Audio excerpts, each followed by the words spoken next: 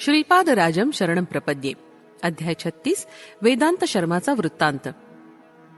मातंगीची उपासना. मी आणि धर्मगुप्त आम्ही दोघांनी श्रीपाद प्रभूंकडून बक्षिसरूपी मिळालेले पैंजण घेऊन प्रवासास सुरुवात केली. रात्रभर त्यांच्या पायातील पैंजणांचा मधुर आवाज आमच्या हृदयात प्रतिध्वनित होत होता. हृदयातील अनाहत चक्रात ओंकार अतिप्रयत्नानच ऐकू येतो असं आम्ही ऐकलं होतं. गतरात्री मात्र ते प्रत्यक्षात अनुभवास आलं. त्या पैंजणांचा मधुर आवाज अगदी राग तालयुक्त संगीतासारखा होता. अनाहत चक्रापासून शक्ती इतर चक्रांकडे प्रसारित होत असते. त्या शक्तीचा प्रसार होत असताना शरीरातील सर्व नाड्यातून नूतन शक्तीचा प्रादुर्भाव होत असतो. आम्ही चाललो तितका वेळ पैंजणांचा आवाज येत असे. आम्ही थांबलो की थांबत असे. त्या भागातील शेतात आम्हाला एक आश्रम असल्याचं दिसलं. त्याच्या बाजूला छोटंसं खेडेगाव असल्यासारखं वाटलं. गावाच्या सीमेजवळ दलित लोकांची वस्ती होती. त्या वस्तीजवळच हा आश्रम होता. आम्ही आश्रमाच्या जवळ पोचताच पैंजणांचा आवाज थांबला. कोणता तरी दिव्य असा अनुभव येणार आणि ही सुद्धा प्रभूंची एक दिव्य लीला मात्र असणार असं आम्हाला वाटलं. एवढ्यात त्या आश्रमातून सुमारे 60 वर्षाचे तेजस्वी असे महर्षी बाहेर आले. त्यानंतर अंदाजे 30 वर्ष वयाची योगिनी माता बाहेर आली. त्या दोघांनी आम्हाला अत्यंत आदरानं आश्रमात नेलं आणि जलपान झाल्यावर महर्षींनी सांगण्यास सुरुवात केली. माझं नाव वेदांत शर्मा आहे. खरं पाहता आम्ही पेठिका पुरवासी आहे. आता मी बंगारय्या या नावानं ओळखला जातोय. हिचं नाव बंगारम्मा आहे. मी जन्मतः ब्राह्मण आहे आणि ही स्त्री जन्मतः नीच कुलीन आहे. आमच्या घरी मातंगी मातेचं पीठ आहे. दशमहाविद्येतील मातंगी माता एक आहे. तिचीच आम्ही इथं आराधना करतो. हे ऐकताच माझ्या अंगावर रोमांच उभे राहिले. हा ब्राह्मण आणि ती स्त्री ही नकुलातील असं असताना या दोघांचं दाम्पत्य धर्मसंमत कसं झालं असेल असा मला प्रश्न पडला. आम्हाला फळं, मूल आणि कंद भोजनार्थ दिले गेले. बंगारय्यानं पुढे सांगण्यास सुरुवात केली. बाबांनो, वशिष्ठ महामुनींना अरुंधतीनं लग्न करण्याची विनंती केली तेव्हा वशिष्ठ मुनींनी एक अट घातली. ते म्हणाले मी काही केलं तरी तिने त्याचा विरोध करू नये. या गोष्टीला तिनं होकार दिला. महर्षींनी तिला 7 वेळा दग्ध केलं पण ती काहीच म्हणाली नाही. त्यामुळे तिला अरुंधती हे नाव मिळालं. त्यानंतर महर्षींनी तिचा आपला धर्मपत्नी म्हणून स्वीकार केला. मी पिठिकापुरात असताना माझा 3 वेळा विवाह झाला. 3ही बायका कैलासवासी झाल्या. कुणाचाही संग लाभला नाही. कसं असं माझं खडतर कर्म म्हणून मी अत्यंत दुःखी झालो. त्यावर श्रीपाद हास्य करून म्हणाले, आजोबा, मी तुमच्यासाठी अजून एक नवीन आजी पाहिली आहे. विवाह न करताच तिचा धर्मपत्नी म्हणून आपण स्वीकार केल्यास तुम्हाला उत्तम जन्म प्रसाद रूपानं मिळेल. बापनार्युलू हे पिठिकापुरातील ब्राह्मण परिषदेचे अध्यक्ष होते. या संबंधात वेद पंडितांची बैठक परिषदेत करावी असं ब्राह्मण समाजाचं मत होतं. धर्मकर्माच्या विषयी शास्त्रानुसार चर्चा करून निर्णय घ्यावा असं ठरलं. दूर दूर प्रांतातील पंडितांना आमंत्रणं पाठवली होती. कोणाकोणाला बोलवावं हा कार्यभार माझ्यावर सोपवला गेला. श्रीपादांनी उपनयन संस्कार झाल्यावर इतर मुलांप्रमाणे वेदपठण केलं नाही. आजोबांजवळ किंवा त्यांच्या वडिलांसमोर त्यांनी कधीही पाठांतर केलं नाही आणि केलेलं सांगितलं नाही. परंतु कोणी परीक्षार्थ काही विचारल्यास श्रीपाद पटकन त्याचं उत्तर सांगत. बापनार्यांचे सर्व वेदांत श्रीपादांना येत होते. एवढंच नव्हे तर वेदांत आणि त्यातील रहस्यमय गूढार्थ तर श्रीपादांच्या हातचा मळ होता.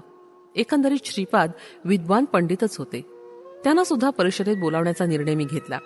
ब्राह्मणांचा उद्देश वेगळाच होता. अप्पळा राजूंना आणि बापनार्यांना कुळातून बहिष्कृत करावं असा निर्णय ब्राह्मण सभेनं दिला. त्याची एक प्रत श्री शंकराचार्यांना पाठवली आणि त्यांची अनुमती मिळाल्यावर त्या दोन्ही कुटुंबियांना पिठिकापुरातून हाकलून द्यावं असं त्यांच्या मनात होतं. श्रीपादांनी जेव्हा त्यांच्या मनातलं मला सांगितलं तेव्हा मी पण त्या ब्राह्मणाकडून झालो. कारण ब्राह्मण परिषदेचं अध्यक्षपद मिळवण्याची विचित्र इच्छा माझ्या मनात अंकुरित झाली होती.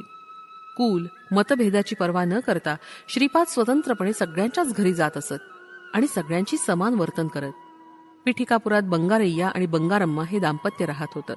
त्यांना श्रीपादांना भेटायची, त्यांच्याशी बोलाव्याची उत्कट इच्छा होती. श्रीपादांनी मला कातड्याच्या पादुका हव्या आहेत अशी इच्छा प्रकट केली. तेव्हा त्यांचं वय 14 वर्षाचं होतं. ब्राह्मणांनी लाकडी पादुका वापराव्यात, कातड्याच्या वापरू नयेत असं घरातील मोठ्यांनी सांगितलं. हा विषय उडत उडत त्या चांभार दाम्पत्याच्या घरी पोचला. श्रीपादांना कातड्याच्या पादुका समर्पित करून जीवनाचं सार्थक करावं असा निश्चय त्या दाम्पत्यानं केला. तितक्यात त्यांच्या घरात श्रीपाद श्रीवल्लभ प्रकट झाले. त्यांच्या दिव्य श्रीचरणांचं मोजमाप घेण्यात आलं. बंगारम्मा म्हणाली, महाप्रभू, माझंच कातडं काढून त्याची चप्पल शिवून द्यावी असं माझ्या मनात आहे. त्यावर श्रीपाद श्रीवल्लभांनी मंद हास्य केलं आणि त्या अंतर्धान पावले. आमच्या घरी एक चांगली गाय होती. तिला असाध्य रोग जडला आणि त्यातच ती मरण पावली. त्या मरण पावलेल्या गायीचं कातडं काढून त्यास शुद्ध करून त्याच्या श्रीपाद प्रभूंना देण्यास चर्म पादुका तयार केल्या गेल्या. ठरल्याप्रमाणे वेदपंडितांची बैठक भरली. चर्चा सुरू झाली. चर्चेचा मुख्य विषय आदिशंकरांचा काशीमध्ये झालेला मंडन मिश्रांबरोबरचा वादविवाद हा होता. वादविवादात स्वतः उभय भारती देवीला सुद्धा जिंकलं तर परीक्षा पूर्ण होईल असं भारती देवी म्हणाली. कामशास्त्र या विषयावर उभय भारतीनं प्रश्न विचारला. त्या शास्त्रात आदिशंकराचं ज्ञान शून्यच होतं. त्यासाठी 6 महिन्यांचा अवधी त्यांनी मागितला. आपण धर्माविरुद्ध न जाता कामशास्त्राचं ज्ञान मिळवावं असा विचार शंकराचार्यांनी केला. त्याच वेळी राज्यातील महाराजांचा देहांत झाला होता. आदिशंकरांनी परकाया प्रवेश विद्येचा वापर केला आणि त्या राजाच्या शरीरात त्यांनी सूक्ष्म शरीराने प्रवेश केला. त्यांची भौतिक काय सांभाळून ठेवावी. काही अतिमहत्वाचं सांगायचं असेल तर राजप्रसादाजवळ येऊन सांकेतिक भाषेनं मला सांगावं असा श्री शंकराचार्यांनी आपल्या शिष्यास आदेश दिला. महाराणीला आपल्या महाराजात काहीतरी बदल नवीनपण जाणवला. एखाद्या महापुरुषाच्या आत्म्याचा प्रवेश तिच्या पतीच्या शरीरात झाला आहे हे तिने ओळखलं. मरण पावलेल्या तिच्या पतीच्या शरीरात प्राणमय जगतातील चैतन्यास आकर्षित करून राजा राणींच्या दाम्पत्य सुखाचा अनुभव तो दिव्यात्मा केवळ साक्षभावानेच बघून ज्ञान मिळवत आहे असं सुद्धा त्या राणीला समजलं. जोपर्यंत त्या दिव्यात्म्याचं वास्तव्य माझ्या पतीच्या शरीरात आहे तोपर्यंत त्याचे प्राण त्याच्या शरीरात राहतील हे तिनं ओळखलं. तिनं आदेश दिला की नगरात दहन न केलेलं मृत शरीर असल्यास त्या शरीराचं दहन करावं. शंकराचार्यांचं शरीर दहन करण्यास नेण्यात आलं. तेव्हा शिष्यगणांनी त्वरित राजवेशात असलेल्या शंकरांना सांकेतिक भाषेत हा विषय सूचित करण्याचा प्रयत्न केला, परंतु उशीर झाला होता. अग्नीत जळालेले हात पाय श्री लक्ष्मी नरसिंहाच्या कृपा कटाक्षानं आदिशंकरांनी परत मिळवले. ब्राह्मण परिषदेत श्रीपादांचा अद्भुत संवाद. श्रीपादांनी परिषदेला प्रश्न केला. आत्मा हा एका शरीरातून एका वेळेस ते शरीर सोडल्यानंतरच दुसऱ्या शरीरात प्रवेश करू शकतो असं तुम्ही सांगता, पण मी तुम्हाला एक प्रश्न विचारतो. आत्मा एकाच वेळी 3-4 शरीरातून 3-4 जन्मांचं कर्मफळासहित अनुभव घेऊ शकतो का? हा फार जटिल विषय आहे. आजपर्यंत अशा रीतीचे झाल्याचे पुरावे नाहीत असं उत्तर परिषदेनं दिलं. श्रीपाद प्रभू परिषदेस उद्देशून म्हणाले, पूर्वी असं झालंय, परंतु तुम्हाला ते माहीत नाही.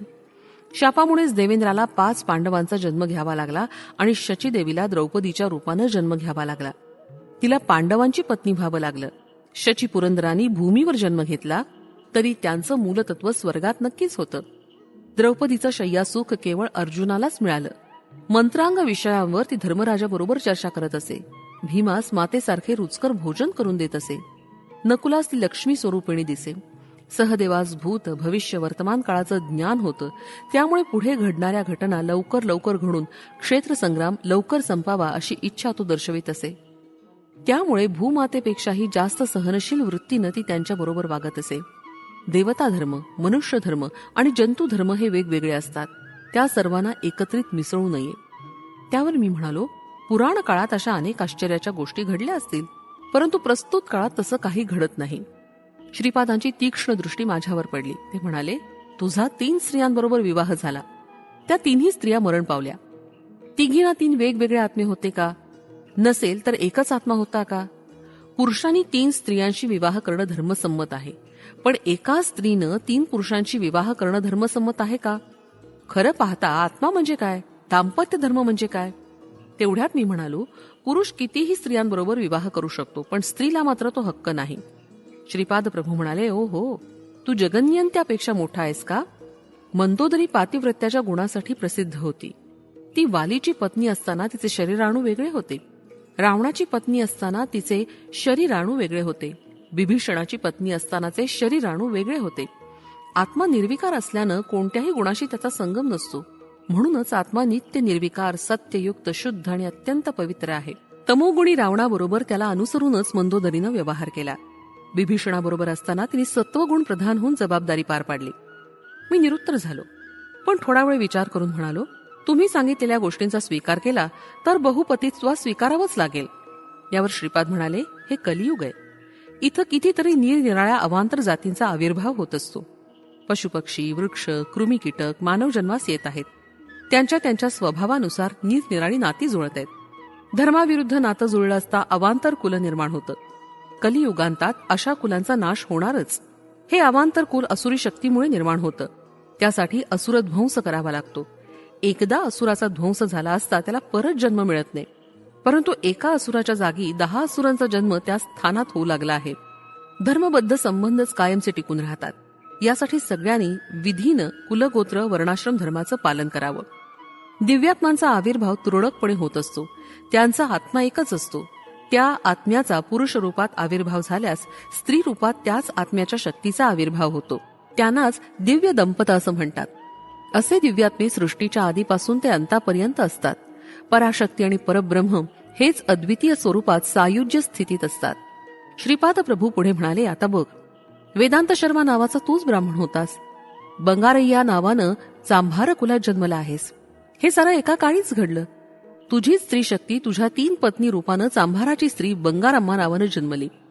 नुकतीच तुमच्या घरी मरण पावलेली गाय एकेकाळी तुझी पत्नीच होती. तुझ्या दिवंगत पत्नीचं चैतन्य आणि गोमातेचं चैतन्य प्रस्तुत बंगारम्मा या नावाच्या महान वनितेच्या चैतन्यात मिळून गेलंय. चैतन्य हे जिथून येतं तिथंच मूल चैतन्यात जाऊन मिळून जाणं हे निश्चितच. सृष्टीचं रहस्य अति गहन आहे. हे समजण्यास सप्तऋषींची शक्ती सुद्धा अपुरी पडते. बंगारम्माचं शरीर बंगारय्यासाठीच नेमलेलं आहे. त्यामुळे हे काही धर्मविरुद्ध नाही. तू तिच्याबरोबर संसार कर. तिच्याकडून तुला शरीर सौख्य मिळणार नाही. मी हा निर्णय धर्मस्थानात बसून केलेला आहे. प्रकृतीमध्ये आल्यास प्रकृतीचा धर्म मर्यादा यांचं पालन विधिवत करावंच लागतं. आपल्या अंगावरचं कातडं काढून मला त्याची चप्पल शिवून देते असं बंगारम्मा म्हणाली. मी त्याला होकार दिला. ती बंगारम्मा जीवित असताना तिला नकळत तिनं गायीचा जन्म घेतला. तिला माहीत नसतानाच ती तुझ्या 3 बायकांच्या रूपात जन्मली. तेव्हा चैतन्य 3-4 शरीरात विभाजित झालं. तेव्हा त्या प्रत्येक शरीरातील चैतन्याला मीच आहे असा भाव होतो. त्यातील एकत्व लक्षात येत नाही. कलौ पंच सहस्राणी जायते वर्णसंकरहा असं सांगितलं गेलंय. याचा अर्थ असा की कुलसांकर्य सांगितलेलं नाही, वर्णसांकर्यच सांगितलं गेलं आहे. कुलसांकर्य झाल्यास नीच जन्मास जावं लागतं. वर्णसांकर्य झालं असता नूतन शक्तियुक्त अशा नवीन जाती उद्भवतात. त्याच्या परिणामतः नवीन मानवजातीस दैवत्व लाभतं. या भूमीवर दैवत्व लाभलेल्या जाती उत्पन्न करायच्या आहेत.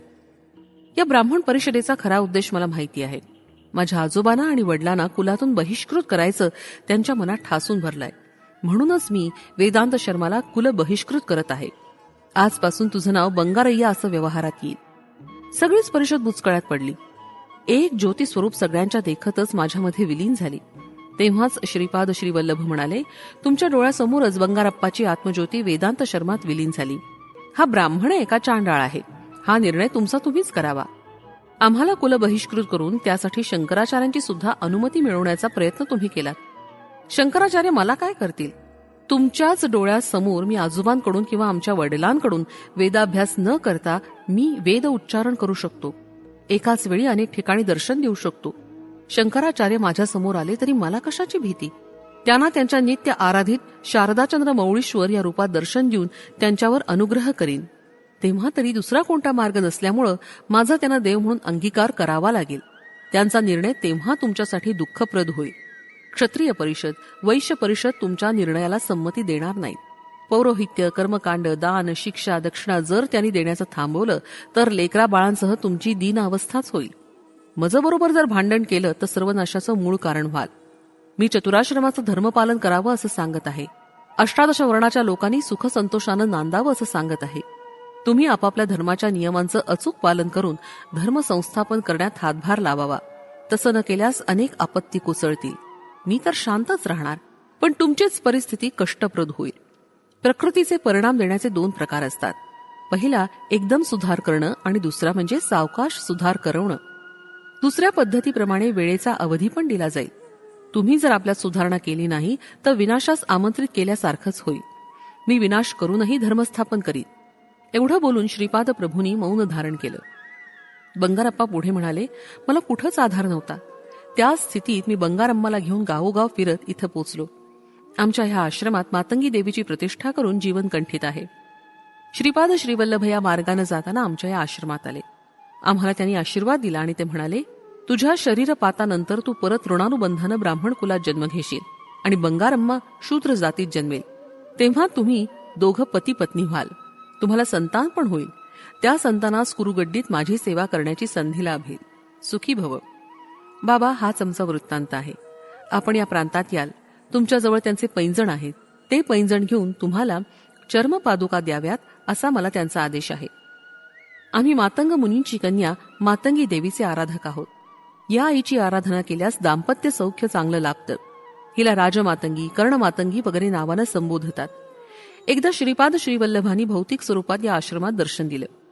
त्यावेळी बंगारम्मा दूध गरम करत होती. ज्या गोमातेच्या कातड्यांनी ह्या पादुका बनल्या ती गोमाता सुद्धा मान हलवत समोरून गेल्यानं तिला दर्शन झालं. श्रीपादांनी आमच्याकडून दूध स्वीकारलं. आम्ही पूजिलेली मातंग देवीची मूर्ती तिच्या नावानं स्थापिलेल्या संस्थानातील औदुंबर वृक्षाच्या खाली अनेक गजांपर्यंत खोलवर जाईल आणि तिथं अनेक सिद्धपुरुषांकडून तिची सेवा होईल. ते बंगारम्माला बोलवून म्हणाले, बाई, तुझा पती खूप अनुकूल आहे. पुढच्या जन्मी याच्याकडून तुला सर्व सुख लाभेल. तुझ्यासाठी सोन्याची बिंदी तयार करून ठेवली आहे. तसंच अत्यंत शुभप्रद असं मंगळसूत्र पण तयार केलेलं आहे. हे दोन्ही हिरण्यलोकात व्यवस्थितपणे ठेवलं आहे. उत्तर जन्मात मी स्वतःच तुमच्यावर कृपा करून स्वहस्तानं तुमचा विवाह करवेन. एवढं बोलून श्रीपाद प्रभू अंतर्धान पावले. बाबांनो, तुम्ही आमची गाथा ऐकली. नेहमी सिद्ध मंगल स्तोत्राचं पठण करत राहावं. तुम्हाला महापुरुषांचा अनुग्रह नक्की प्राप्त होईल. सिद्ध, महासिद्ध, महायोगी हे श्रीपादांचे करचरणावयवासारखेच होय. त्यांच्याकडूनच श्रीपाद प्रभू आपल्या संकल्पांची पूर्ती करतात. एकदा त्यांनी राजमाता मातंगी देवीच्या रूपात दर्शन देऊन आम्हास अनुग्रहित केलं. समस्त सृष्टी तसंच सृष्टीचं रहस्य हे सगळं त्यांच्याच हातात असतं. तुम्ही सदा सर्वदा त्यांचं स्मरण करा, ध्यान करा, अर्चना करा. सर्व सिद्ध तेच आहेत. मातेप्रमाणे ते तुमची रक्षा करतील. कोट्यावधी आईच्या प्रेमापेक्षा श्रीपादांचं आपल्या भक्तांवरील प्रेम कितीतरी उच्च कोटीचं असतं. श्रीपाद श्रीवल्लभांचा जय जयकार असो. फलश्रुती अनुकूल दाम्पत्य जीवनासाठी